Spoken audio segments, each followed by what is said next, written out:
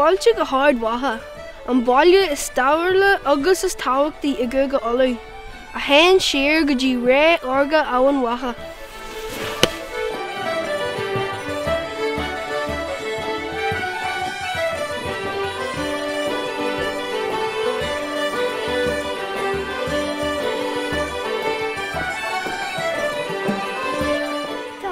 Daine Ibrian Ard Mhacha leis an Ghaeilge go ábhar agus a chathú.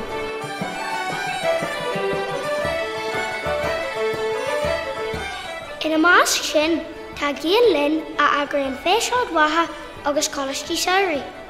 Do dhaoine yoga agus do dhaoine fásta. Agus cóir is trú a reachtal le imeachtaí do foiistí agus do thairgí.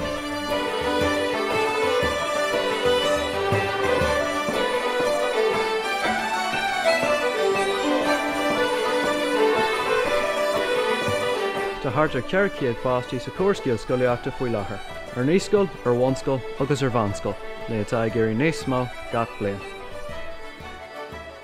D'oscail an níoscail a bhíonn 9 san é, agus tá an teideatha slán na Ghaeilge ag dul neart ó neardóthain.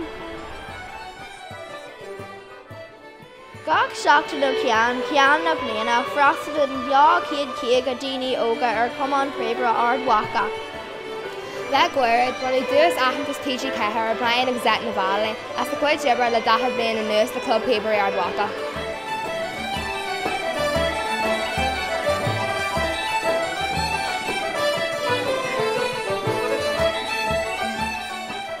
Bhí an grúpa Ghaeilge ag teachtain seo ar a bhain sa teachtain an seo I mar an stáisiún le córa agus a ceola dhéanamh. Tá na seán tríidir sin go fáid beán Ard Mhacha. Bhí an clamí Ard Mhacha ag teas an háit ar an tír leis an Ghaeilge a chur chun cin.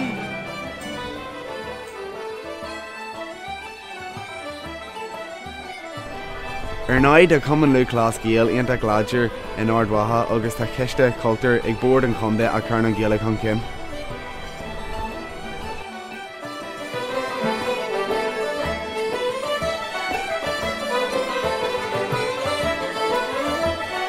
Seo planet an Ard Mhacha ar náte jigla seóna a gal faoin na rialta agus na planet. Agus tá cult den na seóna an Ghaeilge fásta.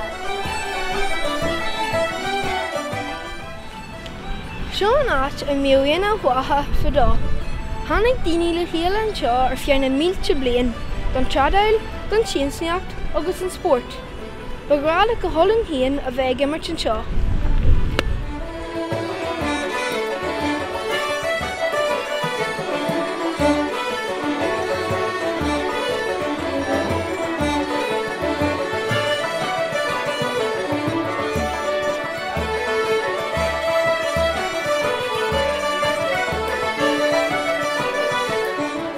Scalar mór Ghaeilge é an tearna Tomás fé, agus bhainigh sé Cumann seanachas Ard Mhacha, tá sé cartha seo an aice leis an Ard Douglas.